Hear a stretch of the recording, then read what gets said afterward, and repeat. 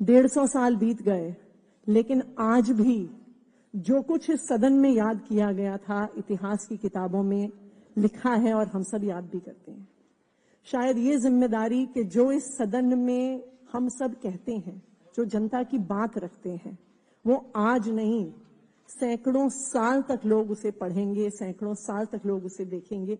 इस जिम्मेदारी के साथ हम सबको यहां बैठना है। जब यहां पे लाला लाजपत राय, विट्ठल भाई पटेल जी, पंडित मदन मोहन मालवीय बैठते थे, वो जब आजादी की बात रखते थे, तो याद रखने वाली बात यह है कि उनको बोलने का अधिकार तो था, पर उस समय अंग्रेजों ने उन्हें निर्णय लेने का अधिकार नहीं दिया था। इस सदन में जो भी एक्ट पास होता था, उस पर एकाधिकार अंग्रेजों का होता था। हम लोगों को निर्णय लेने के अधिकार के लिए इस देश के सैकड़ों लाखों लोगों ने अपनी कुर्बानियां दी और जाके इस देश को आजादी मिली।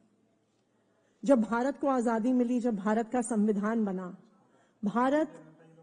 दुनिया के कुछ ऐसे देशों में था जिन्होंने इस देश की महिलाओं तक को वोट देने का अधिकार दिया। जब भारत में महिलाओं को वोट देने का अधिकार मिला था,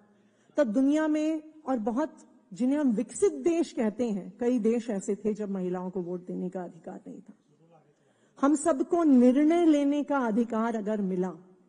हम सबको एक वोट की ताकत अगर मिली,